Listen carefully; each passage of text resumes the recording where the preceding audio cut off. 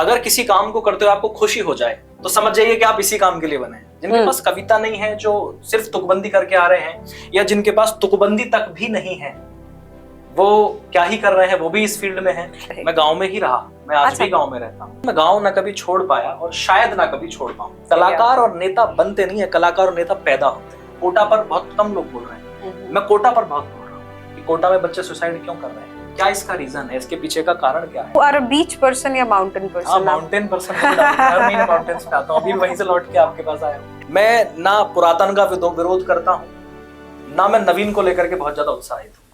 प्रभु राम का वनवास मैंने नहीं देखा, मैंने सुना है, लेकिन उससे मैंने एक बहुत बड़ी चीज सीखी है कि अगर आपको किसी भी फील्ड में बड़ा स्थापित होना है तो 14 साल के वनवास के लिए तैयार हो।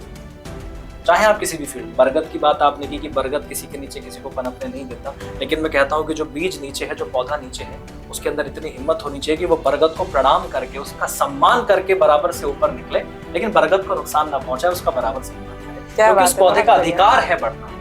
टूटे हुए दिल को थोड़ा और जलाना होता है, खुद को खुद ही गिरकर उठाना होता है।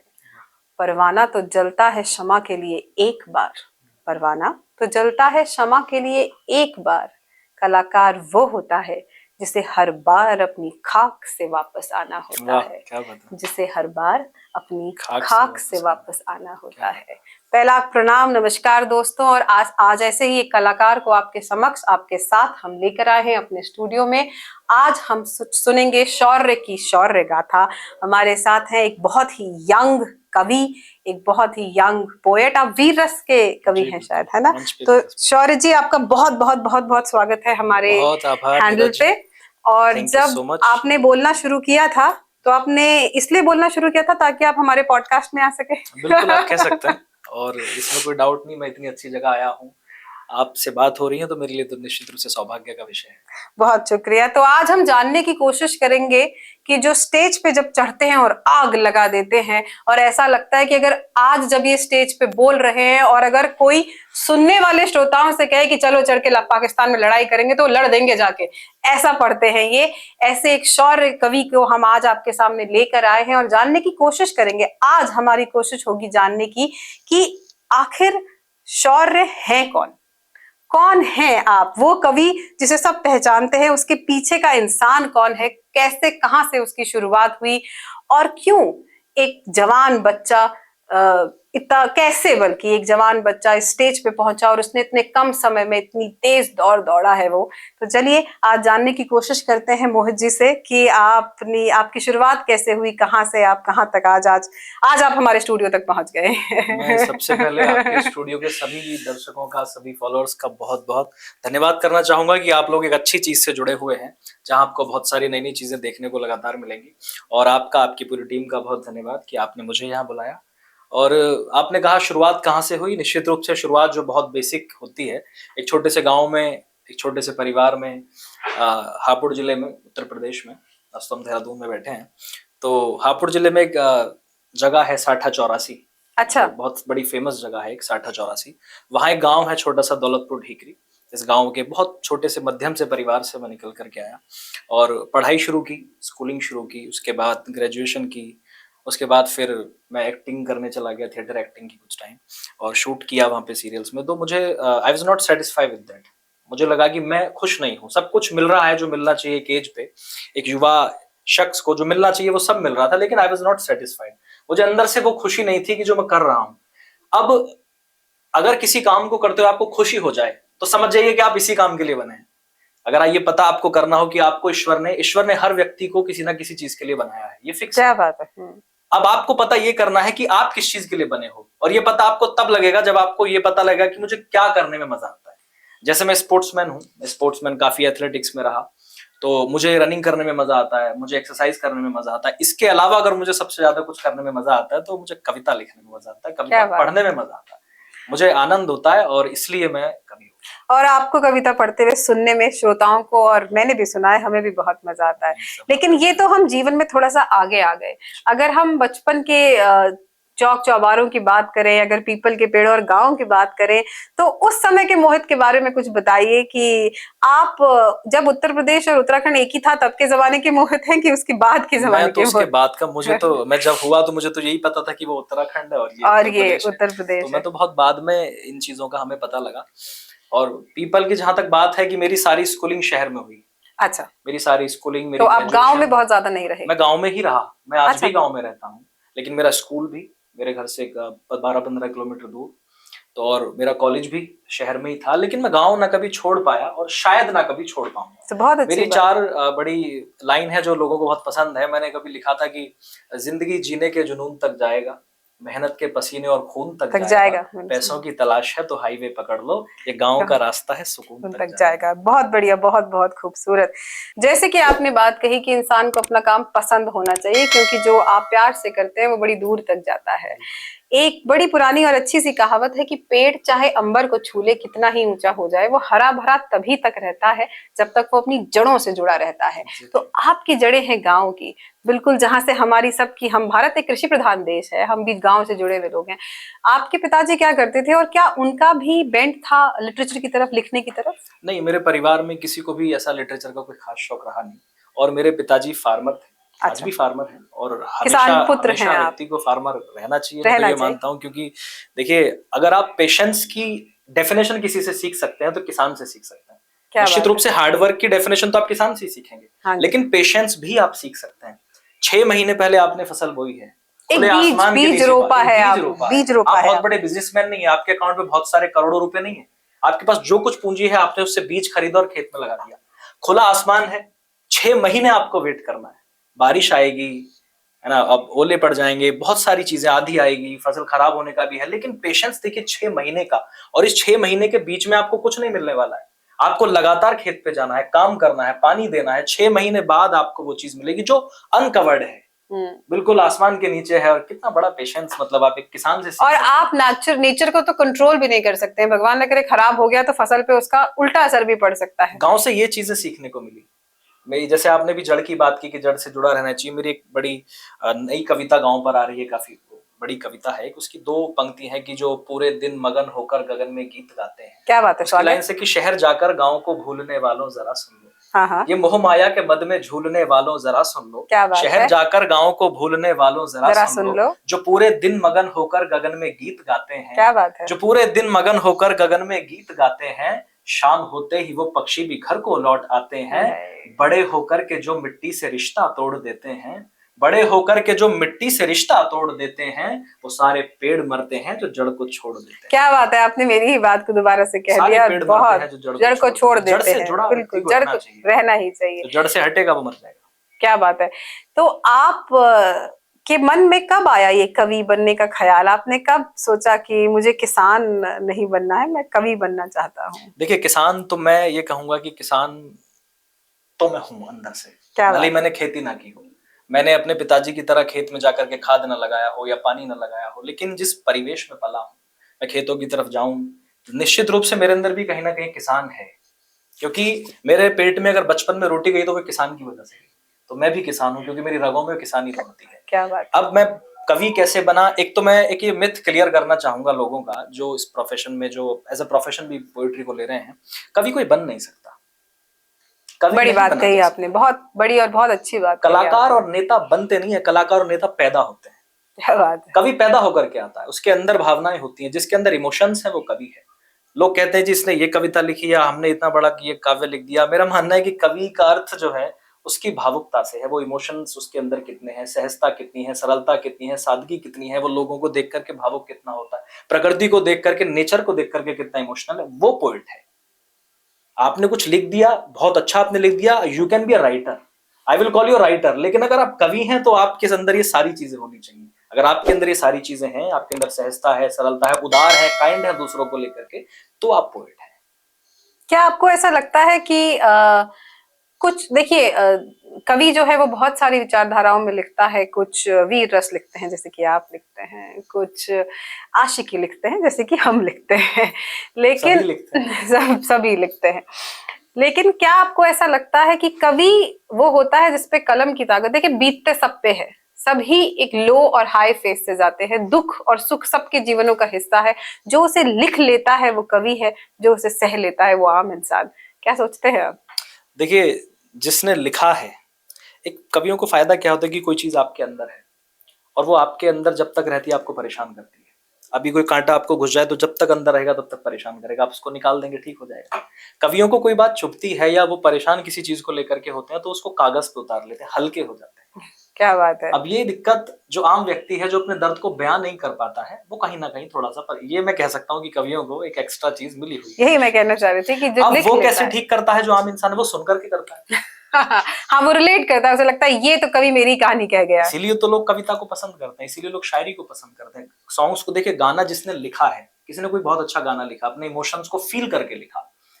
अब मैंने जैसे अपने पिताजी के ऊपर गाना लिखा, मैं अपने पिताजी के बारे में सोचता हूँ। मेरा जो एक गीत है जो बड़ा लोगों को पसंद आया है, काफी वायरल भी रहा, वो पिता मैंने अपने फादर को डेडिकेट किया था। तो मेरे इमोशंस जो मेरे फादर को लेकर के थे मैंने तो लिख दिए। अब जो व्यक्ति कह नहीं पा रहा है लेकिन उसके भी उतने ही है, जो एक आम व्यक्ति है, जो राइटर नहीं है, जो कवि नहीं है, कहना तो वो भी अपने पिताजी के बारे में चाहता है लेकिन वो लिख नहीं पाया, वो सुनकर के उस चीज को फील कर रहा है। हाँ, आप की बात से मुझे एक बात ध्यान आई कि कभी स्टेज पे कोई कहता है आपसे, जैसे हमें भी कभी कभार ऐसा मौका मिलता है सरस्वती माँ की कृपा से कि कोई बुलाए और कहे कि कुछ कहे, कुछ कहिए। तो ये 4 लाइनें हैं, शायद कभी यही होता है कि वो कह रहे हैं कुछ कहो, वो कह रहे हैं कुछ कहो, हम सोचते हैं क्या कहें। वो कह रहे हैं कुछ कहो, हम सोचते हैं क्या कहें, है दर्द इतने सीने में क्या क्या तुम्हें बयां करें। क्या बात है। और ये दर्द ही तो दौलत है, और ये दर्द ही तो दौलत है, जो ये नहीं तो मैं क्या हूँ, ये है तो मेरी शायरी, नहीं तो कोरा पन्ना हूँ। वाह वाह वाह, नहीं तो कोरा पन्ना हूँ। लेकिन आपने मेरा सवाल का जवाब अभी भी नहीं दिया कि आपको शायर बनने का ख्याल कहाँ से आया। देखिए, मैं निश्चित रूप से, मैंने बताया ना कि कवि पैदा होता है, बस किसी ना किसी दिन उसको पता लगता है कि तुम शायद इस काम के लिए। वो दिन कौन सा था जब मैं मोहित कवि बन गए? बड़ी बड़ी कमाल की सी बात है, मेरे घर के पास में जहाँ मेरा घर है, साठा चौरासी में धौलाना एक जगह है, हमारी विधानसभा है, वहां पे 9 मई को महाराणा प्रताप जयंती के दिन कवि सम्मेलन होता है। तो मेरे एक ताऊ जी हैं पड़ोस के, वो मेरे पापा के पास आए शाम को 6-7 बजे, और मैं उस समय तक कोई कविता नहीं लिखता था, मैं अपने कॉलेज में था, और मैं 2 दिन पहले ही एक 60 सेकंड्स फेम करके कॉन्टेस्ट था, उसमें मैं जीत के आया था। मैंने रैप गॉड गाया था, एमिनम एक बड़े सिंगर इस देश दुनिया के हैं, उनका एक रैप गॉड था जिसमें उनका रिकॉर्ड था इतने मिनट्स में इतने वर्ड्स बोलने। तो रैप गॉड में गा के कॉलेज में प्राइज जीत करके लाया था, और उसके ठीक 2 दिन बाद वो ताऊ जी पापा जी के पास आए, उन्होंने कहा कि बराबर में कवि सम्मेलन है, तुम कुछ नहीं करो तो चलो कवि सम्मेलन सुनने चले। मुझे इस बात से कोई मतलब नहीं था, तब तक मुझे नहीं पता था कि कवि सम्मेलन होता क्या है, क्या क्या इसमें चीजें होती हैं, कौन होते हैं, क्या कुछ होता है। तो उन्होंने मुझसे कहा कि तुम हमें छोड़ आओ बाइक से। तो मैंने कहा ठीक है, मैं आपको छोड़ के आता हूँ। अब मैं उनको वहां छोड़ने गया 1 किलोमीटर दूर, वो दोनों बैठ के सुनने लगे। तो उन्होंने मुझसे कहा कि तुम जब आ ही गए हो तो थोड़ी देर बाद हमें लेके ही चलना, और तुम छोड़ के आओगे वापस जाओगे। मैं वहां नहीं रुक रहा था बिल्कुल भी, बोले तुम हमें साथ ही लेके चलना, 20 मिनट में हम भी चल रहे हैं। तो मैं सबसे पीछे वाली कुर्सी पे जाकर के बैठ गया, मैंने ईयरफोन लगाए और मैं अपना गाना सुन रहा था। तभी मैंने देखा कि एक कवि हैं जो संचालन कर रहे हैं। एक कवि आए, कोट पहन के, ग्रीन कलर का कोट है, मुझे आज भी याद है। वो आए तो सभी लोग खड़े हो गए, मुझे लगा लोग खड़े क्यों हो गए, तो मैंने अपने ईयरफोन हटा के साइड में रखे। तो फिर एक कवि और आए उनको इनवाइट करने के लिए। अच्छा। जो कवि इनवाइट करने के लिए आए उनका नाम था डॉक्टर अर्जुन सिसोदिया। अच्छा। वो मेरे गुरु हैं कविता के। तो वो इनवाइट करने के लिए आए, तो जिस तरह से वो बोले मैं उससे बहुत प्रभावित हुआ, लोगों ने तालियां बजाई, बहुत प्रभावित हुआ। उसके बाद जिस कवि को उन्होंने इनवाइट किया था, वो मैं नाम लेकर के भी मेरे रोंगटे खड़े हो जाते हैं, वो थे डॉक्टर हरिओम पवार जी। आप तो बड़े कवियों के बीच की संगत में बैठे थे। और मैं सबसे पीछे बैठा था। डॉक्टर हरिओम पवार जी जब कविता पढ़ने के लिए आए तो लोग खड़े हो गए।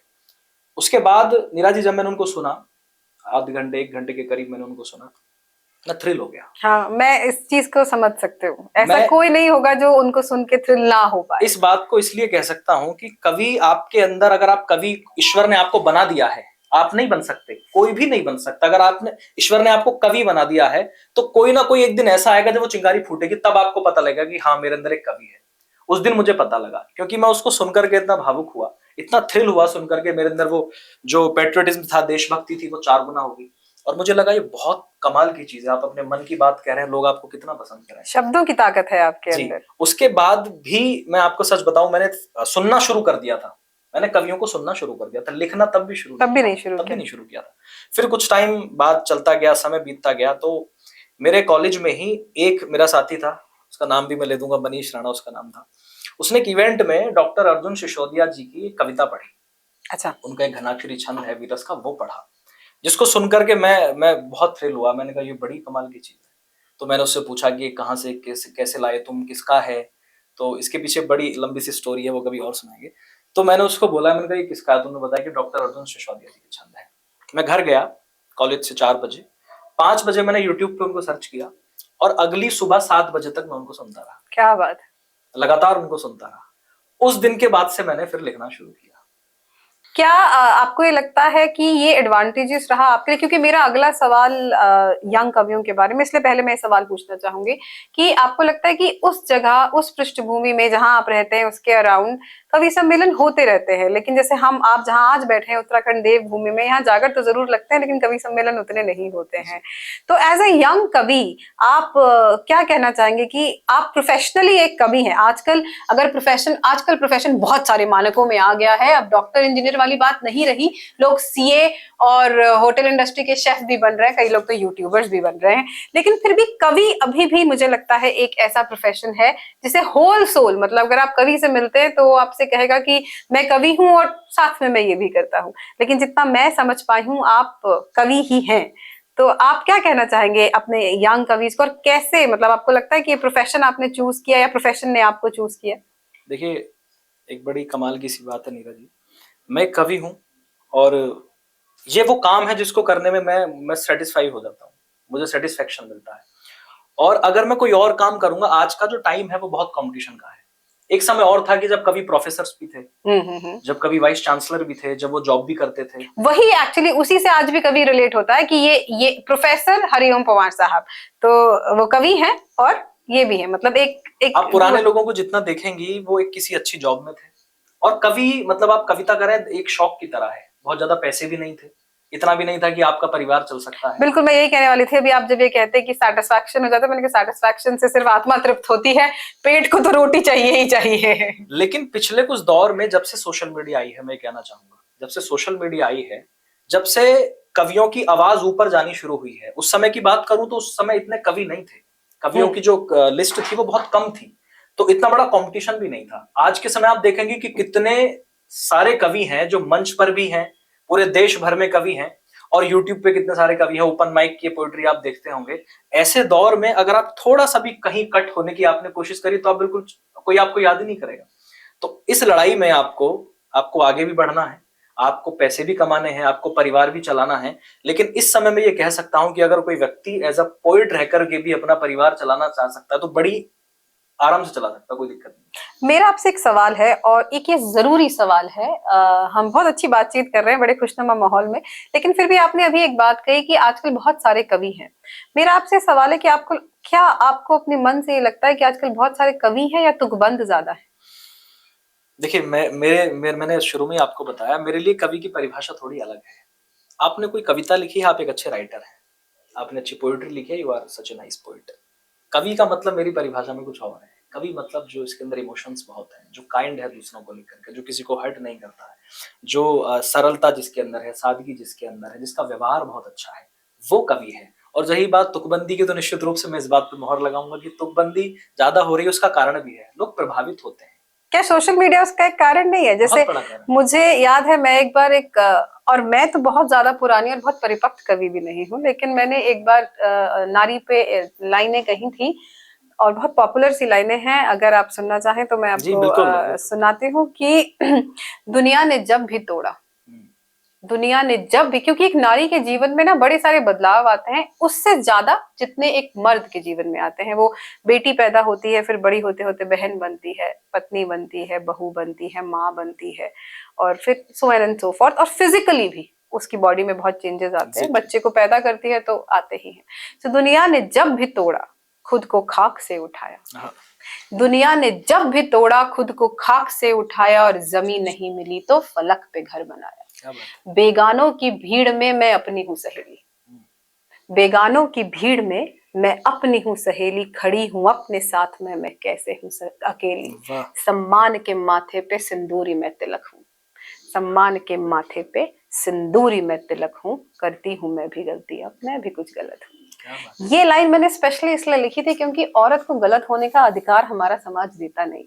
खैर, जब मैंने लाइनें लिखी तो जब मैं नीचे आई तो कमला पंत जी हैं, एक बहुत उम्दा मतलब साहित्यकार हैं। उन्होंने मुझसे एक बात कही, पहली बार मैंने उनसे ही ये लाइन सुनी थी।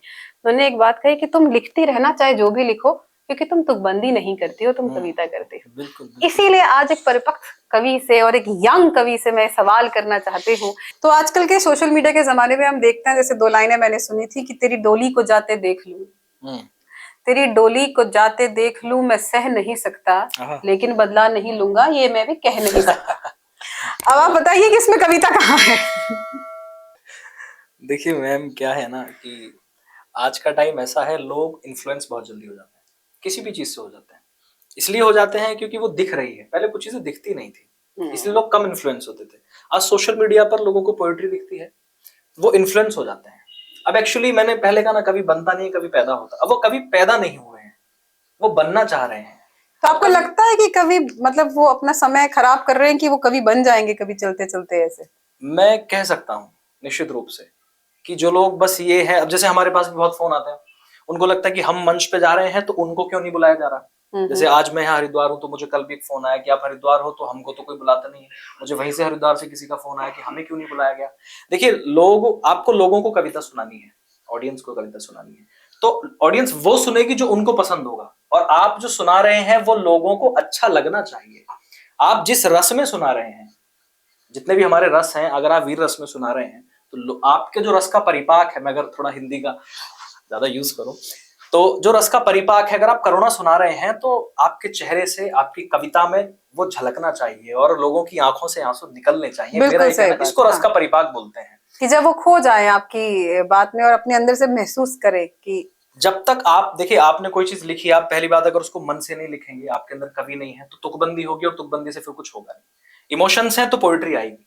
आपने इमोशंस आपके अंदर है, आपकी कल्पना है, आपने कविता लिखी, आप भी भावुक हैं। आप सुनाते समय अगर लोग भी भावुक हैं, हो गए, तो इसका मतलब कि आपने अच्छी कविता लिखी है और आपके रस का परिपाक हुआ है। It means you are a good poet, I can से।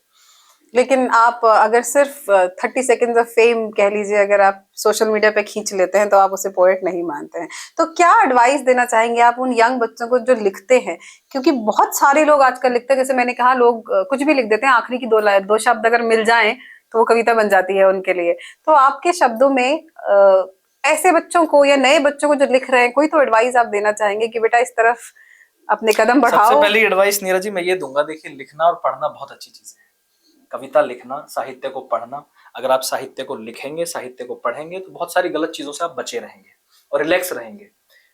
अगर आपका लिखने का मन करता है, कुछ भी लिखने का मन करता है, आप लिखिए। क्योंकि जब आप कागज पे कोई चीज लिखते हैं तो वो सिर्फ एक स्याही नहीं है, वो आपने सिर्फ लिखा नहीं है, आपके अंदर जो भाव चल रहे हैं, इमोशंस चल रहे हैं। या मान लो कोई व्यक्ति डिप्रेशन में है, आप सपोज करो, मैं एग्जांपल दूं, कोई युवा आज के समय में डिप्रेशन में हो और उसने उस डिप्रेशन को लेकर के कुछ लिख दिया, इट मींस वो अंदर से खाली हो गया। तो लिख लेना चाहिए। लेकिन अगर कोई ये देखे कि मुझे इस फील्ड में एज अ प्रोफेशन इसको लेना है, मुझे मंचों पर जाना है, मुझे पैसे कमाने हैं, मुझे फेम कमाना है, तो फिर वो ये विचार करे कि उसके पास क्या वो चीजें हैं। यही मैं जानना चाहती हूँ कि एक यंग बच्चा जो लिख रहा है, जैसे मैं आपको एक चीज बताती हूँ, हम ओपन माइक्स करते हैं सर, हर 6-6 महीने में हम कोशिश करते हैं कि हम ओपन माइक कर सकें, विजयवाणी के नाम से। विजय मेरे फादर का नाम है और पिता का कर्ज हम क्या चुकाएंगे, बस बड़ा काम आप कर रहे हैं। कोशिश कर रहे हैं कि उनके नाम के साथ ये चलता रहे। तो पिताजी के नाम पे मैंने ये रखा है विजय, मेरे पिताजी का नाम। वाणी मतलब आपके शब्दों को आवाज, जो आपके विचार है उनको आवाज। विजयवाणी एक ऐसा प्लेटफॉर्म है जिसमें 20 वो महिलाएं आती हैं जिन्होंने कभी स्टेज नहीं छुआ है, लेकिन वो लिखती रही, तो वो उनको एक बार स्टेज जीवन में, एक होता है ना चेकलिस्ट, बकेट लिस्ट कहते हैं ना अंग्रेजी में, कि एक बार ये करना है। 76 ईयर ओल्ड फीमेल थी लास्ट टाइम, वो 76 ईयर ओल्ड की थी और उन्होंने स्टेज पे आके बोला कि मैं पहली बार स्टेज पे बोल रही हूँ, आज बहुत खुश हूँ, और उन्होंने अपनी कविता पढ़ी। लेकिन उन 20 लोगों में भी आपको समझ में आता है कि कुछ लोगों ने सिर्फ कह दिया है और कुछ लोग कवि है। तो एक इंसान जो लिख रहा है वो कैसे माने कि हाँ वो सही राह पे है, वो है वो जो मंचों तक पहुंच पाएगा? सबसे पहले तो नीरज जी, इस बहुत बड़े काम के लिए मैं आपको बहुत सारी शुभकामनाएं देना चाहूंगा, क्योंकि ये बिल्कुल ऐसे है कि आपने एक पक्षी को कह दूंगा कि घोंसला दे दिया जरूरत पे। क्योंकि जब मन में विचार आते हैं तो उनको किसी को सुनाने का मन जरूर करता है। किसी ने तुकबंदी भी की होगी तो वो कोशिश करेगा कि किसी को सुनाए, एक बार तो हक बनता है बिल्कुल। और अगर वो किसी को सुनाएगा नहीं तो खुद को सुनाता है, कई बार शीशे के सामने सुनाएगा, दीवारों को सुनाएगा, लोगों को सुनाता है तो उसको और अच्छा लगता है। इस बड़े काम के लिए आपको बहुत सारी शुभकामनाएं। आप नोट करेंगे उन 20 लोगों में जो कविता पढ़ेंगे, ये पता लग जाएगा कि इनमें से 2 लोग ऐसे हैं जो शायद इनको पूरा देश सुनेगा, हमें, लेकिन उन्हें कैसे पता लगेगा? उनको समझना होगा। मैं तो बस ये कहूंगा कि इस दुनिया में सबसे बड़ी चीज है आत्मचिंतन। अगर आप अपने आप को नहीं जानते हैं तो आप दुनिया में किसी को नहीं जानते। सबसे पहले आपको अपने आप को जानना चाहिए कि आप कौन है। देखिए 150 करोड़ का देश है, बिल्कुल। एक इंडियन क्रिकेट टीम है जिसमें 11 प्लेयर हैं, और इस देश में न जाने कितने हजार ऐसे लोग हैं जो क्रिकेट खेल रहे हैं। बिल्कुल, हर कोई तो विराट कोहली नहीं हो सकता, हर कोई रोहित शर्मा नहीं हो सकता। तो ये लोगों को समझना होगा कि उनके अंदर का जो कैलिबर है वो उनको कितना अलाउ करता है कि वो आगे उस चीज को एज अ प्रोफेशन ले। मैं नहीं कह रहा एज अ शौक ना लें, एज अ शौक वो जरूर कविता लिखें। मैं तो सभी से कह रहा हूँ, सारे युवाओं से कह रहा हूँ, आप अच्छा पढ़िए, आप बड़े कवियों को पढ़िए, अच्छे कवियों को पढ़िए, लिटरेचर में ध्यान लाइए। लेकिन अगर आप एज अ प्रोफेशन उसको चूज करने जा रहे हैं तो आप बहुत सोच समझ के उस तरफ जाइए। अगर कोई बच्चा 12th क्लास में बहुत कम परसेंटेज लेके आ, मैं परसेंटेज तो किसी को नहीं जज करता कि किसी की परसेंटेज से किसी की मैं उसकी पावर जज करूं कि उसकी ब्रेन पावर क्या है, लेकिन जो पढ़ने में बहुत ज्यादा, आप समझ सकते हैं, बहुत ज्यादा बेटर नहीं है, अब वो यूपीएससी के बारे में सोचने लगे। ऐसा बच्चा जिसको जो आधे घंटे किताब लेकर के जिसकी सिटिंग नहीं हो सकती, उसको नहीं पता कि 16 घंटे की सिटिंग भी लगानी पड़ेगी। तो वो उस प्रोफेशन में अगर किसी जोश में किसी मूवी को देख करके चला जाए, जैसे अभी पीछे भी एक मूवी आई थी, अगर उसको देख करके इन्फ्लुएंस हो जाए और वो कल से ठान ले कि मैं यूपीएससी की तरफ जाऊंगा, तो वो उतना पॉसिबल नहीं है उसके लिए। तो ये हमें बहुत सोच समझ के डिसीजन लेना चाहिए। तो जब आपने स्टेज करने शुरू किया और आपको लगा कि, और आप बन भी गए, तो कोई ऐसा किस्सा आपको स्टेज का याद है जो आपको याद आता हो कि हाँ यार वो दिन बड़ा मजेदार था या उस दिन बड़ा अच्छा था? और आप माशाल्लाह दिखने में बड़े खूबसूरत हैं, इतने आपकी बहुत सारी फीमेल फैन भी रही होंगी, तो कोई ऐसा किस्सा आपको याद है कि आप स्टेज पे चढ़ रहे हो या उतर रहे हो और किसी ने आपको आके कहा हो कि मुझसे शादी करेंगे? दरअसल मजे की बात इससे बड़ी दूसरी है। मुझसे लड़कियों ने नहीं कहा, लेकिन मुझसे आपसे लड़कों ने कहा? नहीं, बहुत सारे अंकल्स ने कहा। अच्छा। हाँ, वो मैंने कई बार ऐसा देखा। मैं मेरठ में एक कार्यक्रम में था, तो वो एक, मैं क्षत्रिय समाज से आता हूँ, तो क्षत्रिय समाज का एक बड़ा कार्यक्रम था। मैं उसमें कार्यक्रम में गया, मैंने कविता पढ़ी, तो मुझे 2 ताऊजी बहुत देर से घूरे जा रहे थे। अब जब मैंने देखा कि they are staring at me, तो मैंने उनसे पूछा बाद में कि ताऊजी आप मुझे जानते हैं क्या, और आपका आशीर्वाद मिले? तो उन्होंने कहा कि बेटा आपकी शादी हो गई? मैंने कहा जी अभी तो नहीं हुई। बोले पापा का नंबर दे दो। मैंने कहा सर क्या कर, मैं समझ गया कि वो क्या उनके दिमाग में चला। तो ये मेरे साथ बहुत बार हुआ है। अच्छा, बहुत बार हुआ है मेरे साथ। आप पर्सपेक्टिव दामाद रहे बहुत लोगों के लिए। ये चीज होती रही। और फैंस तो खैर, फैंस तो मैं किसी को मानता ही नहीं। सब लोग, मतलब वो चीजें मेरे जोन में आती नहीं है। लाइफ जैसी है इसको ऐसे ही जिया जाए। जो लोग आपको सुन रहे हैं, ये तो बहुत बड़ी ईश्वर की कृपा है कि सुन रहे हैं। आजकल कोई किसी की नहीं सुनता। किसी की अटेंशन 30 सेकंड के लिए भी पाना आजकल बहुत मुश्किल काम है, तो 30 मिनट स्टेज पे बोलना बहुत बड़ी बात है। और स्पेशल दिन, आपने मुझसे पूछा कब ऐसा लगा कि बहुत स्पेशल हुआ। मेरा मानना है कि जिंदगी में हर दिन स्पेशल होना चाहिए। जैसे मेरे लिए कल का दिन बहुत स्पेशल था। कल की मैं आपको बता रहा हूँ। मैं कल हरिद्वार एक कवि सम्मेलन में था, और जिस तरह से वहां लोगों ने मुझे सुना है, मतलब मुझे चुप करना पड़ा। मैंने कहा प्लीज आप थोड़ा सा चुप हो जाए, बार बार कोई माला लेके आ रहे हैं। और आप विश्वास नहीं करेंगे, वीडियो फुटेज में है, बहुत सारे लोग पैसे लेकर के आए। अच्छा। बीच बीच में कविता, जब मैं कविता पढ़ रहा था, तो आप मुझे असिस्टेंट रख लीजिए, मैं इकट्ठा कर लूंगी आपकी जगह। आप मुझे असिस्टेंट रख लीजिए। तो नहीं, वो पैसे इतने थे, उसके लिए असिस्टेंट की जरूरत नहीं है। तो उसके लिए तो बस ऐसा व्यक्ति जो छिपा ले कि कितने मिले। खैर ये लोगों का आशीर्वाद है, उनका प्यार है, जो है सब उनका स्वीकार है। तो अब काफी सारे लोगों ने बड़े मन से सुना। मुझे बीच में कई बार बोलना पड़ा कि आप, मतलब उनका प्यार इतना था। मैंने कहा मैं थोड़ी कविता पढ़ लूं। तो ये हर दिन होता रहता है और ये अच्छा लगता है। तो आप मोहित जी, आप बहुत यंग पोएट हैं, बहुत कम उम्र है अभी आपकी, और आपका बहुत लंबी जर्नी है। मुझे दिख रहा है कि आप बहुत दूर शिखर तक जाएंगे। तो आप जब कविता पाठ करते हैं, जब आप स्टेज पे होते हैं, तो और यंग बच्चे भी आपको डेफिनेटली सुनते होंगे, कुछ आपको अप्रोच भी करते होंगे। तो क्या आप ऐसा सोचते हैं कि जो हमारे यंग बच्चे हैं उनको हमें किसी तरीके से ट्रेनिंग करनी चाहिए? या जैसे आपने तो बहुत क्लियर शब्दों में कहा कि कवि पैदा होता है, लेकिन कवि पैदा होता है, वो उसको कविता शायद उसके अंदर से होती है, उसकी भावनाएं होती है, लेकिन जो स्टेज का परफॉर्मर होता है, देखिए कवि भी एक परफॉर्मर है। बिल्कुल है। कभी भी एक परफॉर्मर थे। कुछ लोग बहुत अच्छा लिख लेते हैं, उतना अच्छा शायद पढ़ नहीं पाते हैं। तो आप यंग बच्चों को, यंग कवियों को क्या ऐसी सीख देना चाहेंगे कि पढ़ते समय जब वो पढ़ें और ऐसा असरदार, क्योंकि मुझे एक बार एक पत्रकार ने बड़ी अच्छी बात कही थी, मुझे बहुत निहित तरीके से याद है कि बोलते बहुत लोग हैं, असरदार कम बोलते हैं। ये अच्छी बात है। देखिए, एक सिंपल सी बात मैं आपको बताऊं, जैसे आप तो गृहिणी भी हैं और आपने कोई सब्जी बनाई और बहुत अच्छी सब्जी आपने बनाई और आप सब्जी मेरे सामने ऐसे ही लेकर के आ गई, सीधा जिस फ्रायदान में आपने बनाई, जिस बर्तन में, वो ला करके आपने मेरे सामने, हाँ, प्रेशर सब्जी, कुकर रख दिया आपके सब्जी सामने, बहुत कढ़ाई टेस्टी रख है, दी। सब्जी इतनी टेस्टी है कि इससे टेस्टी कोई सब्जी नहीं है।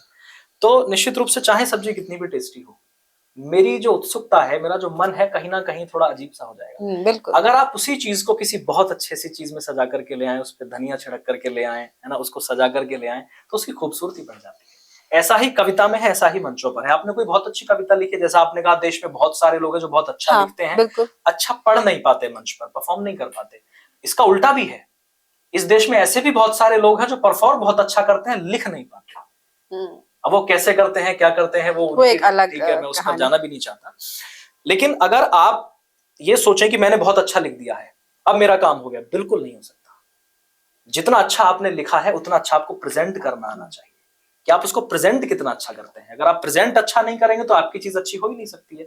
मैं कितना भी अच्छा व्यक्ति हूं, जब तक मैं कुछ अच्छा करके लोगों को ना दिखाऊंगा, तो इस बात से क्या फर्क पड़ेगा कि मैं अच्छा व्यक्ति हूं। यही मेरे कहने का मतलब है कि एक स्टेज पे जब आप खड़े होते हैं और आप श्रोताओं को सुनाते हैं, तो उनकी अटेंशन आप पे होना, आजकल तो 30 सेकंड की अटेंशन रखना भी बहुत बड़ा काम है। हम आजकल के सोशल मीडिया के युग में हैं, और आप अगर इंस्टाग्राम जैसी कोई चीज को यूज करते हैं, तो जब आप उसके एनालिटिक्स में जाते हैं, वो दिखाता ही 3 मिनट या 3 सेकंड व्यूज है। मतलब वो समझता है कि इससे ज्यादा अटेंशन आजकल लोगों के पास है ही नहीं। तो 30 मिनट के लिए स्टेज पे परफॉर्म करना, क्या सोचते हैं आप इसके बारे में? 30 मिनट नहीं, कई बार 1 घंटे भी, 1 घंटे भी करना, और 1 घंटे के बीच में आपको लोगों को अपने आप से जोड़ के रखना होता है। इस बीच में उनके दिमाग में उनकी इंस्टाग्राम ना आ जाए। जब आप कविता पढ़ रहे हो, उनके दिमाग में चाहे कुछ चल रहा हो, एक अच्छे प्रस्तुत करने वाले व्यक्ति की ये खूबसूरती होनी चाहिए कि जब वो कोई चीज प्रस्तुत कर रहा है, उस समय श्रोता का दिमाग किसी भी चीज में ना जाए। उनके घर में क्या परेशानियां चल रही हैं, क्या उनकी लड़ाई है, क्या बाकी चीजें हैं, वो सोशल मीडिया के बारे में ना सोचने लगे, मोबाइल ना निकालने लगे। ये काम आपका है कि वो कहीं बिखर ना जाए, आपको जोड़ करके रखना है। चाहे 30 मिनट हो, चाहे 1 घंटे हो, चाहे 3 घंटे क्यों ना हो, इसके लिए आपको मेहनत करनी पड़ेगी। और मेहनत किस चीज की है? जब आप मंच पर खड़े होकर के कोई चीज पढ़ते हैं, इसका सीधा रिलेशन कॉन्फिडेंस से है।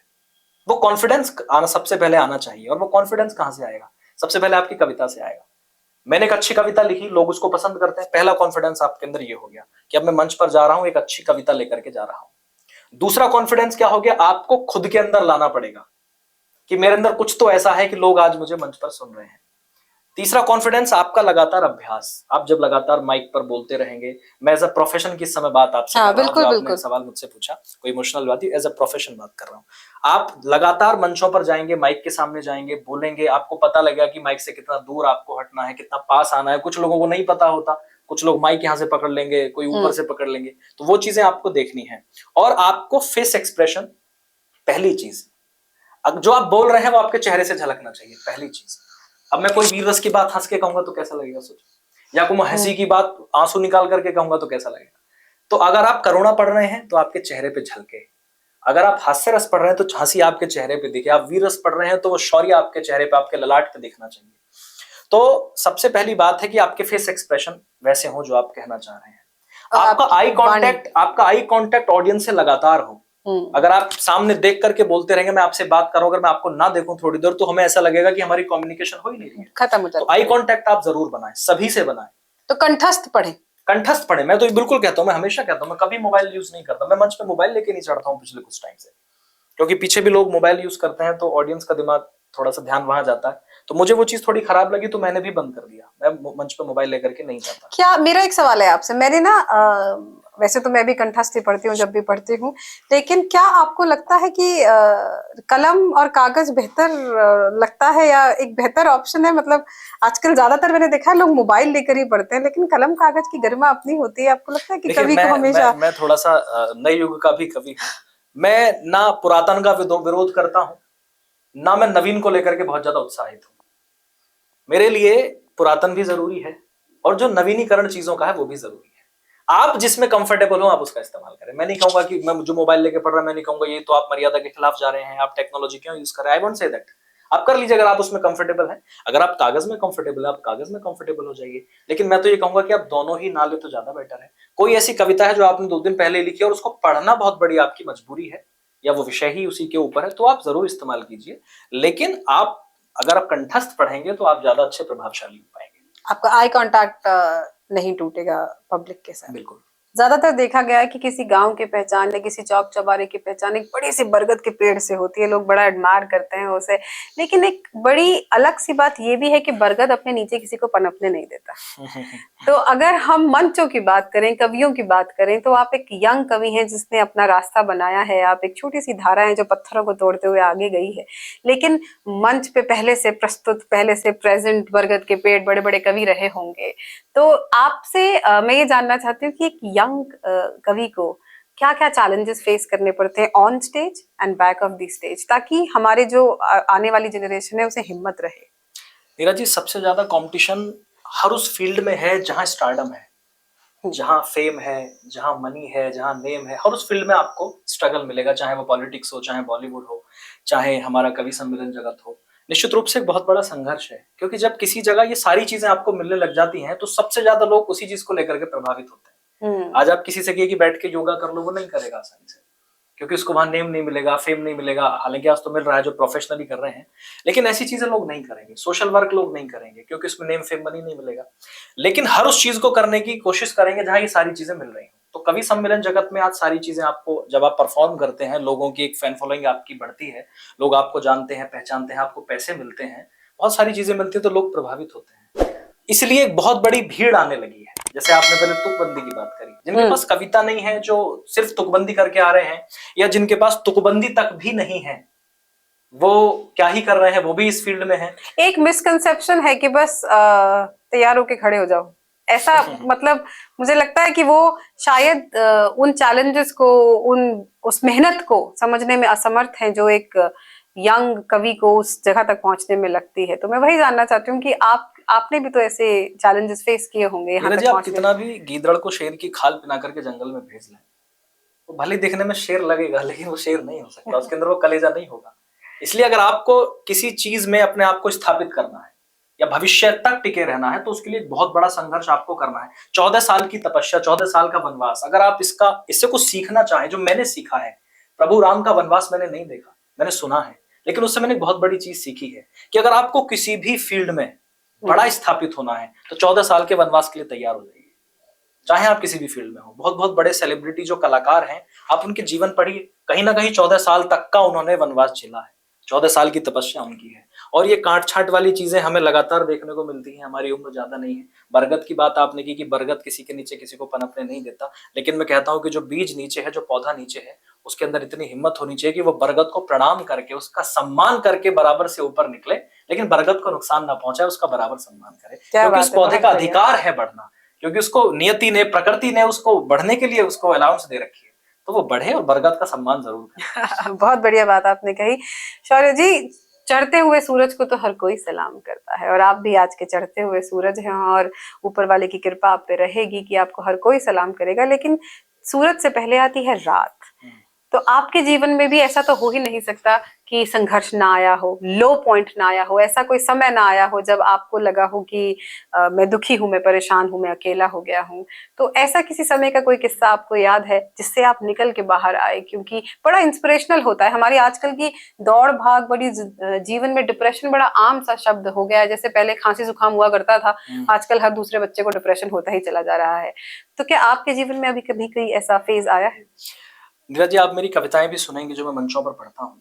मैं लिखता सब कुछ हूँ, सारे रसों में लिखता हूँ, क्योंकि कवि वो है जो सब कुछ लिखे, उसका मन करे वो लिखे। लेकिन मंचों पर मैं मोटिवेशनल चीजें पढ़ता हूँ, ये सभी लोग जानते हैं। और मैं कह करके पढ़ता हूँ कि मैं इस देश की युवा पीढ़ी को जो कहीं डिप्रेशन में, कोटा पर बहुत कम लोग बोल रहे हैं, मैं कोटा पर बहुत बोल रहा हूँ कि कोटा में बच्चे सुसाइड क्यों कर रहे हैं, क्या इसका रीजन है, इसके पीछे का कारण क्या है। मैंने इस पर बोलना शुरू किया है क्योंकि मेरे लिए वो कष्ट का विषय है। मैं पाकिस्तान में आग लगाने नहीं जा रहा हूँ, जब तक मेरे घर में परेशानी है मैं दूसरे घर की चिंता तब करूंगा। पहले मैं अपने घर को ठीक कर लूंगा, दूसरा अपने आप उसका इलाज हो जाएगा। मैं अपने घर की सिक्योरिटी बढ़ा लूंगा, दूसरे की हिम्मत ही नहीं होगी हमारे घर में घुस सके। बिल्कुल। और हमारी सेना खड़ी है, तो मुझे पाकिस्तान की तो कोई चिंता, पाकिस्तान चाइना हमारे लिए कोई बहुत बड़ी चीज नहीं है। लेकिन मैं अपने देश के यूथ के लिए चिंतित हूँ, वो सुसाइड ना करे। मैं आपसे इसलिए सवाल पूछ रही हूँ क्योंकि होता क्या है कि जिन लोगों को हम जीवंत देखते हैं, जिन लोगों को हम सुनते हैं, जिनसे हो सकता है जैसे आपने हरिद्वार या अयोध्या में पढ़ा और ये इंटरव्यू देख के उसमें से कोई एक बच्चा होगा जो ये जानने का कि अच्छा इनके साथ भी ऐसा हुआ था, ये तो बहुत अच्छा बोलते हैं, तो वो एक मोटिवेशन आती है। तो आपके जीवन का कोई एक ऐसा किस्सा रहा कभी जब आपने महसूस किया कि मैं नहीं बस हो गया? 2011 या 2012 में मैं अपने स्कूल टाइम पे मैं एक एथलीट था, तो आज भी हूँ। तो मैं 800 माशाल्लाह, मीटर, देख के लगता है आपको। 400 मीटर और 800 मीटर रेस में मैं रनिंग करता था। तो मैंने बहुत प्रैक्टिस की एक बार, मतलब जून की गर्मी में, दिन में, जून की गर्मी थी और दिन में मैं रनिंग करता था रोड पे, 20 किलोमीटर 25 किलोमीटर रनिंग करता था। बहुत प्रैक्टिस मैंने की और मैं बनारस कंपटीशन खेलने गया, स्टेट लेवल कंपटीशन अपने स्कूल की तरफ से। तो वहां सबसे पहली रेस मेरी हुई 800 मीटर और I was sure, everyone was sure कि I am gonna have the gold medal. तो उस उम्मीद से लेकर के मैं दौड़ा और जो लास्ट राउंड मेरा चल रहा था, उस राउंड में मेरे बराबर वाले जो एथलीट साथ में थे, उनका पैर और मेरा दोनों का पैर इलझा और इलझने के बाद हम दोनों गिर गए और जो पीछे थे वो कहीं ना कहीं आगे निकल गए और मैं गिरा तो मुझे चोट लग गई, मैं उठ नहीं पाया और एक बड़ी उम्मीद लेकर के मैं वहां गया था। उसके बाद मैं आगे की रेस भी नहीं कर पाया और मैं छोटा ही था इस उम्र में, हालांकि बच्चों को नहीं टूटना चाहिए इन चीजों से, ये तो खेलने खाने के लिए। मैं बहुत परेशान हुआ, मैं 3 दिन तक रोता रहा। मेरी जो मैम साथ में थी उन्होंने घर फोन किया, घर वालों ने समझाया और मैं इतना सीरियस उस चीज को लेकर के हो गया था कि बहुत मेहनत करके गया था। लेकिन वहां से जब मैं लौटा, फिर घर गया, मुझे 1 डेढ़ हफ्ता उससे निकलने में लगा और क्या क्या विचार मन में आए। उस दिन मुझे पता लगा कि डिप्रेशन क्या हो जाता है, क्या होता होगा, अब पता लगता है। उससे निकल करके आया और अब आकर के मुझे ये पता लगा कि दुनिया में कुछ भी फिक्स नहीं है। जो आज है वो कल किसी बड़े की तैयारी। अगर मैं उस दिन टूट गया होता तो आज कभी नहीं होता। एक बात बड़ी प्यारी सी ये है कि जब आपको लगे कि मैं ये कर रहा हूं और ये नहीं हो रहा है, तो डिप्रेशन में मत जाइए। बस ये सोच लीजिए कि महादेव ने कुछ बड़ा सोच के रखा है आपके लिए, वो कुछ आपसे कुछ और कराना चाहते हैं। मैंने बहुत सारे फील्ड में मैं गया, मैं एक्टिंग में भी गया, मैं कहीं से निराश होकर के नहीं लौटा। उस दिन निराश हुआ जब मैं गिर गया, लेकिन उसके बाद भी मैंने वापस से रेस शुरू की और आज मैं कवि हूं, मंचों पे जाकर के कविता पढ़ता हूं। अगर मैं वहां टूट गया होता तो आज मैं कभी नहीं होता, सीधी सी बात है। तो कुछ ना कुछ चीजें आपको सिखाती हैं, संघर्ष की आदत डाल लो, उसको मजे के साथ ले लो, बस बात खत्म। आप वीर रस के कवि हैं, आप वीर रस लिखते हैं, लेकिन क्या आप सिर्फ वीर रस लिखते हैं मोहित जी, या बाकी सब भी लिखते हैं? और जो और लिखते हैं उसमें से अपना कुछ एक फेवरेट सा सुनाइए। देखिए नीरा जी, है क्या कि जो कवि की डायरी होती है ना, वो उसमें आपको सारे रस मिल जाएंगे, कोई बताए या ना बताए। क्योंकि कवि नेचर को, सोसाइटी को देख करके चीजों को देखता है, उसका देखने का नजरिया अलग है आम लोगों से। तो वो देखिए, अगर मेरा मन है श्रृंगार लिखने का तो मैं लिख सकता हूँ, बिल्कुल मैं लिखता भी हूँ। मैं सारे रसों में लिखता हूँ, मैं हास्य रस भी लिख लेता हूँ। लेकिन जब मैं मंच पर जाता हूँ परफॉर्म करने के लिए, तो मैंने अपना मिशन बनाया है। मैं कविता पढ़ूं, मैं मंच पर ये लाइन हमेशा बोलता हूँ कि मैं कविता पढ़ूं, तालियां बजवाऊं, लिफाफा लेकर के घर चला जाऊं। मैं इस काम के लिए मंचों पर नहीं आया, मैं एक मिशन के साथ मंचों पर आया हूं। मेरी सारी कविताएं आप सुनेंगे तो आपको लगेगा कि मेरा एक मिशन है और उस मिशन को लेकर के मंचों पर आया हूं और उस मिशन को मैं हटने नहीं देता। तो मंच पर मैं वही पढ़ता हूँ जो मुझे पढ़ना होता है, लेकिन मैं लिखता सब कुछ हूँ, हर कवि सब कुछ लिखता हूँ। तो जो आप सब कुछ लिखते हैं उसमें से कुछ सुना दीजिए। तो मंच नहीं है, पॉडकास्ट का स्टूडियो है। मैं एक अभी मैंने गजल लिखी है पिछले 2-3 दिन पहले, वो मैं आपको सुना देता हूँ कि जमी रोशन नहीं होती कभी टूटे सितारों से। बहुत बढ़िया। उससे पहले 4 लाइन सुना देता हूँ। ये मुमकिन हो नहीं सकता कि मैं अच्छाई ना देखूं, ये मुमकिन हो नहीं सकता कि मैं अच्छाई ना देखूं, मगर ये भी नहीं कि मैं तेरी सच्चाई ना देखूं। अगर तू पास आए तो तेरे दिल में उतर जाऊं, बहुत बढ़िया। अगर तू दूर जाए तो तेरी परछाई ना देखूं। क्या बात है, बहुत बढ़िया। अगर तू दूर जाए तो तेरी परछाई ना देखूं। ये मुमकिन किसी चेहरे को कांधे पर सुलाया ही नहीं जाता। ये गजल लिखने के बाद मुझे बहुत अच्छी लगी, इसलिए आपको सुना रहा हूँ। किसी चेहरे को कांधे पर सुलाया ही नहीं जाता, बढ़िया। किसी का दिल कभी हमसे जलाया ही नहीं जाता। जमाने भर से रिश्ते जोड़कर देखे हैं मैंने, पर जमाने भर से रिश्ते जोड़कर देखे हैं मैंने, पर वो पहला प्यार तो दिल से भुलाया ही नहीं जाता। क्या बात है। वो पहला प्यार तो दिल से, वो पहला यार तो दिल से भुलाया ही नहीं जाता। फकत कुछ वक्त से सच बोलने की जिद पकड़ ली है, फकत कुछ वक्त से सच बोलने की जिद पकड़ ली है, किसी महफिल में अब हमको बुलाया ही नहीं जाता। बहुत बढ़िया, किसी बहुत बढ़िया। महफिल में अब हमको बुलाया ही नहीं जाता। बड़े ही शान से सजती है दावत उनके मरने पर। बड़े ही शान से सजती है दावत उनके मरने पर।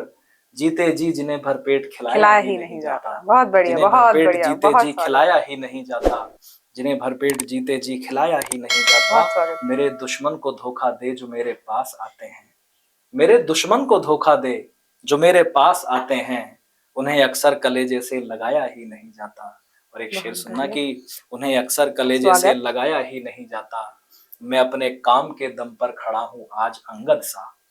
बहुत छोटी बढ़िया। बात है, मैं बड़ी बात कहता हूं। मैं अपने राम आम के के दम पर बल खड़ा हूं। हूँ आज अंगद मैं सा। अपने राम के दम पर खड़ा हूं आज अंगद सा। बहुत बढ़िया, किसी रावण से अब ये पग हिलाया ही नहीं जाता। क्या बात है, बहुत बढ़िया, बहुत किसी बढ़िया। मुझे चेहरे को लगता है अगर कांधे ये पर सुलाया ही नहीं महफिल होती तो आवाजें गूंज गई होती अभी तक। बहुत खूबसूरत आपने कही ये बात। तो आप अपने आप को आज से 5 साल बाद कहाँ देखते हैं, 10 साल बाद कहाँ देखते हैं? यही कवि के सफर पे देखते हैं, या फिर सोचते हैं कि कभी प्रोफेसर बनेंगे और कविताएं लिखना पढ़ना सिखाएंगे बच्चों को, ऐसा कुछ? नीरज, ये मैंने सोचना बंद कर दिया। मैं स्कूल टाइम में बहुत पढ़ने वाला बच्चा था, 10th क्लास तक। उसके बाद स्पोर्ट्स में चला गया तो पढ़ाई से थोड़ा मन हटा, स्पोर्ट्स में चला गया। फिर मैं 5-6 साल में खूब स्पोर्ट्स में रहा, बहुत सारे गेम्स मैंने खेले और स्टेट लेवल तक खेले। फिर मुझे लगा शायद मैं ये हो जाऊँ, ये मेरा फ्यूचर होगा। लेकिन फिर वो चेंज हुआ। फिर मैं आईटी सेक्टर में चला गया, मैंने कोडिंग करनी शुरू कर दी। फिर मुझे लगा शायद अब मैं ये हो जाऊंगा फ्यूचर में। फिर वो चीज़ बदली, फिर मैं एक्टिंग फील्ड में चला गया। और मैं कहीं से भी निराश होकर के नहीं लौटा। अच्छी बात ये है, मैं एक्टिंग फील्ड में भी गया तो शूट छोड़ करके बीच में आया अपनी मर्जी से। मुझे लगा कि अब मैं प्रॉपर एक्टर हो जाऊंगा, अब मैं कहीं ना कहीं बॉलीवुड में काम करूंगा, लेकिन वो भी नहीं हुआ। फिर मैं जब कविता में आया तो मुझे लगा कि अब मैं कवि हो जाऊंगा। लेकिन मैं आपको सच बताऊं, मुझे आज भी नहीं पता कि 5 साल बाद फिर क्या होगा। निश्चित रूप से कवि तो मेरे अंदर है, वो तो आजीवन रहेगा, हमेशा के लिए रहेगा। लेकिन 5 साल बाद क्या बदल जाएगा ये मैं बिल्कुल नहीं जानता। कुछ आप लोग नदी कहते हैं कि हैं। राजनीति में जाएगा, कुछ लोग कहते हैं कि ये करेगा, बहुत सारी चीजें मेरे यार दोस्त लगाते रहते हैं, लेकिन मुझे नहीं पता कि मैं क्या करूंगा। तो मैंने आप सोचना बंद कर दिया फ्यूचर का। तो आप मायने से निरावधि है। निरावधि का मतलब ये होता है जो कभी ना रुके, निरंतर, रुकना ही लगातार नहीं जो चाहिए, चलता ही रहे। रुकना ही नहीं चाहिए। बहुत ही सुंदर, बहुत ही खूबसूरत सी बातचीत हमारी चलती आ रही है, लेकिन खत्म करना या एंड करना तो हम बिल्कुल नहीं करेंगे। लेकिन एक छोटा सा अल्प विराम हम इसे देंगे और फिर मौका कभी लगा तो आपसे दोबारा बात करेंगे। लेकिन जाने से पहले कुछ फटाफट एक रैपिड फायर के 4-5 सवाल हम आपसे बिल्कुल पूछेंगे, एक ट्विस्ट के साथ कि हैम्पर आप ही को हमें देना पड़ेगा, हम आपको नहीं देने वाले हैं। तो आपके लिए एक छोटा सा रैपिड फायर हमने तैयार किया है, कुछ 4-5 सवाल हैं आपके लिए और मुझे उम्मीद है कि आपको मजा आएगा इन सवालों का जवाब बिल्कुल देने में। बिल्कुल। तो शुरू करते हैं मोहित चौरे जी के साथ हमारा रैपिड फायर राउंड। आप अपने आप को एज अ विजनरी देखते हैं या फिर एज अ पोएट देखते हैं? मतलब आप अपने आप को देखते हैं कि जिसको देख के लोग सीखेंगे या जिसको सुन के लोग खुश हो जाएंगे? मुझे सुन के कोई खुश हो, मुझे इस बात से फर्क नहीं पड़ता। मैं जो कहना चाह रहा हूं उस बात पर थोड़ा भी अगर अमल हो जाए, वो मेरा मिशन है। जैसे मैं कहता हूं कि हर कष्ट उसी को मिलता है जिस पर सदियां नाज करेंगी, वो अद्भुत किरदार हो तुम। भारत माता के शेरों, इस दुनिया के सरदार हो तुम। मैं भारत के युवाओं को बताना चाहता हूं, यू आर द लीडर। आपसे बड़ा इस दुनिया में कोई है ही नहीं। जो कुछ पूरी दुनिया में आज बड़ा हो रहा है वो आप लोग कर रहे हैं, हिंदुस्तान के युवा कर रहे हैं। बस इस बड़े काम को हिंदुस्तान के अंदर ही करना होगा। जो करें देश के लिए करें। You are a beach person या माउंटेन हाँ, पर्सन? माउंटेन पर्सन हूँ। हर महीने माउंटेन्स पे आता हूँ, अभी वहीं से लौट के आपके पास आया हूँ। दाल चावल या फिर कोई भी और पिज्जा या कोई फॉरेन या not junk at all, I food? Am pure दाल चावल, कड़ी चावल, दाल चावल, राजमा चावल, हाथ से खाने वाला हाथ से खाना। खाने वाला। बहुत बढ़िया। आप एक लीडर बनना चाहेंगे कि एक मोटिवेटर बनना चाहेंगे? अगर दोनों बना जा सकता है। अगर आप लीडर हैं तो भी आप एक मोटिवेट कर सकते हैं लोगों को, और कर भी रहे हैं। आप देश के प्रधानमंत्री जी को आप देखिए, इज अ आउटस्टैंडिंग लीडर, और कितने सारे लोगों को मोटिवेट, मैं खुद उनसे मोटिवेशन लेता हूँ। हम सभी शायद उनसे बहुत ज्यादा तो दोनों इम्प्रेस्ड चीजें हो हैं। सकते हैं, तो दोनों लड्डू स्कूल एक life, college life, school life, गांव की जिंदगी, शहर की गांव जिंदगी? की जिंदगी, नो डाउट, गांव की जिंदगी। चलिए, बहुत बहुत अच्छा लगा मुझे आपसे बात करके और मुझे लेकिन मैं उम्मीद देखिए, है। मैं ये चाहूंगा, मैं जानता हूँ कि नीरज जी बहुत अच्छा लिखती है, मैंने आपको सुना है। और एक अच्छा कवि वो है, मैं अपने लिए नहीं कह रहा हूँ नीरज जी, एक अच्छा कवि वो है जो एक अच्छा लिसनर है, जो अच्छा श्रोता है। मैं कवि बना हूं तो कवियों को सुनकर के बना हूं, कि मैंने कवियों को सुना है। मुझे सुनने का बहुत शौक है। मुझे कोई अच्छी कविता सुनाता है, मैं घंटों बैठ के सुनता हूँ। तो मैं चाहूंगा कि आप मुझे कुछ सुनाए ताकि अरे मेरा मन सेटिस्फाई हो। ये बड़ा मुश्किल सा काम है, क्योंकि कुछ लोगों के सामने कहना बड़ा आसान होता है, कुछ लोगों के सामने कहना बड़ा मुश्किल होता है। आप उनमें से हैं जिनके सामने कहना थोड़ा मुश्किल है, लेकिन ऐसा फिर कुछ भी नहीं है, हम बहुत अच्छा लिखते हैं आप। कोशिश करते हैं और आप ही के लिए कहते हैं कि हर मोड़ पे मिलते हैं कुछ जाने पहचाने चेहरे। वाह, हर मोड़ पे मिलते हैं कुछ जाने पहचाने चेहरे, कुछ रात की, कुछ सुबह की तरह रोशन, कुछ रात की तरह गहरे। हाँ हाँ, क्या बात है। हर मोड़ पे मिलते हैं कुछ जाने पहचाने चेहरे, कुछ सुबह की तरह रोशन, कुछ रात की तरह गहरे। कुछ देर साथ निभाते हैं कुछ देर में पलट जाते हैं वाह, कुछ देर साथ निभाते हैं कुछ देर में पलट जाते हैं कुछ, और कुछ वो भी होते हैं जो दिल की गहराइयों में रह जाते हैं ठहरे। हर मोड़ पे मिलते हैं कुछ जाने पहचाने क्या चेहरे, बात है, हर क्या मोड़ पे मिलते हैं कुछ जाने बहुत अच्छा। पहचाने चेहरे। अब जब आपने हमसे सुना है तो बिना सुने तो हम भी आपको नहीं छोड़ेंगे। मैं तो तो समझ चुका हूँ। एंड करने के लिए एक छोटा सा कविता शेर जो भी आप सुनाना चाहें हमारे श्रोताओं को। मैं बस मेरा एक, जो मैं अपना इंट्रोडक्शन में पढ़ता हूँ कि खिला उजड़े चमन में था मगर मैं फूल ताजा हूँ। खिला उजड़े चमन में था मगर मैं फूल ताजा हूँ। ये छोटी सी उम्र में ही मैं सदियों का तकाजा हूँ। हवा के चंद झोंके क्या मेरी हस्ती मिटाएंगे। गमों की गोद में खेला अभावों का मैं राजा हूँ। क्या बात है, क्या और बात 4 है। लाइन अभी मैंने जल्दी में लिखी हैं कि भले गिरते रहे लेकिन कभी रुकना नहीं सीखा। जैसे आपने कहा कि रुकना नहीं चाहिए व्यक्ति को। भले गिरते रहे लेकिन कभी रुकना नहीं सीखा। खरीदी रोज खुददारी कभी बिकना नहीं सीखा। क्या बात है, बहुत बढ़िया। बड़े ही शौक से हमने कदम चूमे फकीरों के। बड़े ही शौक से हमने कदम चूमे फकीरों के। बहुत किसी बढ़िया। राजा के आगे पर कभी झुकना नहीं सीखा, बहुत किसी बढ़िया, राजा बहुत के बढ़िया। आगे पर कभी झुकना नहीं सीखा। कुछ और कहना अब नहीं बनता है, तो इसी के साथ खत्म करते हैं आज का पॉडकास्ट। बहुत नमस्कार, धन्यवाद, बहुत बहुत बहुत शुक्रिया, आभार। 5 लाख प्रणाम। पूरे इस टीम को, आपके सभी दर्शकों को बहुत शुभकामनाएं, और मुझे बहुत अच्छा लगा यहाँ आकर के। हमें भी बहुत मजा आया।